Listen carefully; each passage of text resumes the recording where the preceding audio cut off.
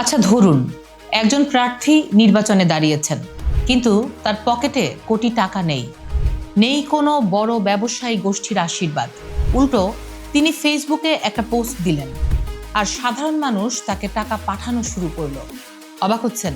হওয়ারই তো কথা, কারণ বাংলাদেশের চিরাচরিত টাকা যার ভোট তার।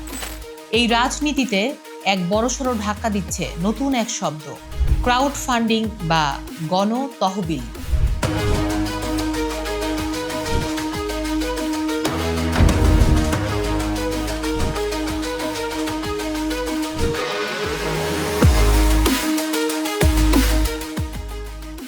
আসন্ন ত্রয়োদশ জাতীয় সংসদ নির্বাচনে এক অন্যরকম দৃশ্য দেখছে বাংলাদেশ। তরুণ প্রার্থীরা এখন আর বড় লোকদের দ্বারে দ্বারে না ঘুরে সরাসরি জনগণের কাছে হাত পাচ্ছেন, যেমনটা দেখা গেল জাতীয় নাগরিক পার্টির নেত্রী তাসনিম জারার ক্ষেত্রে।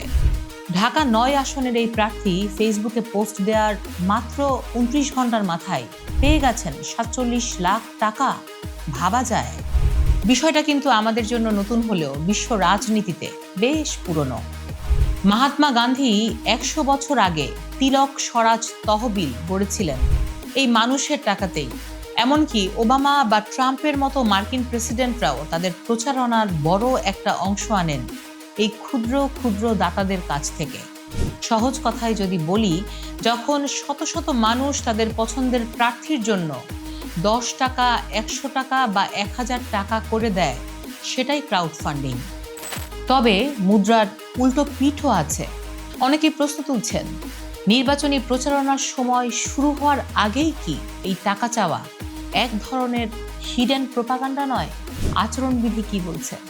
বিশেষজ্ঞরা বলছেন এটি প্রচারণার কৌশল হতে পারে ঠিকই, কিন্তু আইনে একে সরাসরি বাধা দেওয়ার কোনো পথ আপাতত নেই। কারণ একজন প্রার্থী তার নির্বাচনী ব্যয়ের উৎস তো দেখাতেই পারেন। এখন প্রশ্ন হচ্ছে, এই পদ্ধতি কি আমাদের রাজনীতি থেকে কালো টাকার অভিশাপ দূর করতে পারবে? যারা এই টাকা দিচ্ছেন তারা কি প্রার্থীর আদর্শে বিশ্বাসী হয়ে দিচ্ছেন, নাকি এটি কেবলই একটি সাময়িক উত্তেজনা? মনে রাখবেন, গণতহবিলের সবচেয়ে বড় শর্ত হলো স্বচ্ছতা। আপনি কার কাছ থেকে টাকা নিচ্ছেন এবং কোথায় খরচ করছেন তার পাই পাই হিসাব যদি না থাকে, তবে এই সুন্দর উদ্যোগটিও প্রশ্নবিদ্ধ হতে সময় নেবে না। রাজনীতিতে কি তবে এক নতুন বসন্ত আসতে যাচ্ছে, যেখানে মেধা আর জনসমর্থনই হবে প্রধান শক্তি, কালো টাকা নয়? ক্রাউড ফান্ডিং কি রাজনীতিকে মানুষের হাতে ফিরিয়ে দেবে, নাকি এটা নির্বাচনী প্রচারণার নতুন রূপ মাত্র? এই উত্তরটা এখনো খোলা, আর সেই উত্তর দেবে স্বচ্ছতা আর আমাদের সচেতনতা।